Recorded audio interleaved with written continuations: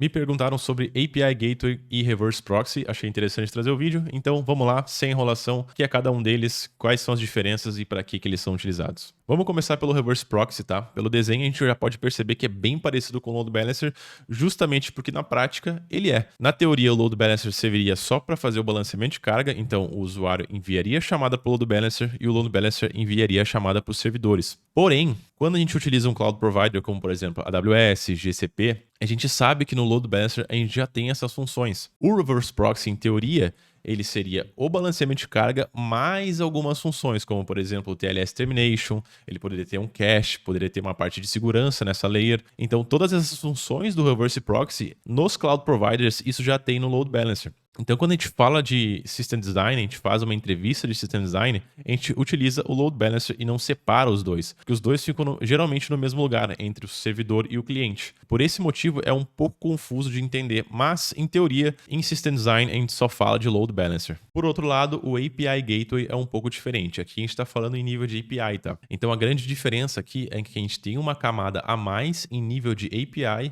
que a gente encaminha as chamadas para os nossos microserviços. A grande diferença entre ele e o Load Balancer ou Reverse Proxy é que a gente não está enviando as chamadas para os servidores, a gente está fazendo a rota dos microserviços da nossa API. Quais são as características desse API Gateway? A gente tem autorização, a gente tem autenticação ali, a gente tem monitoramento das APIs, então ele seria um ponto de entrada para as nossas APIs. Então a gente utiliza ele somente para ser essa camada a mais entre as nossas APIs, justamente para ter essas ferramentas a mais que eu citei. Então qual que é a real vantagem da API Gateway, tá? Imagina se a gente tivesse que definir autorização, autenticação, fazer monitoramento das APIs, tudo isso em cada microserviço que a gente criar. Não é tão fácil de manter se a gente tem diversos microserviços. Então vai ficar muito mais fácil da gente centralizar tudo isso em um só componente e usar aquele componente justamente para isso, tá? A gente tira essa responsabilidade dos microserviços e envia tudo para um componente centralizado. Botei aqui na tela final para a gente nunca mais esquecer. Então, API Gateway, a gente pode pensar nele como se ele fosse um front-end com umas funções a mais, tá?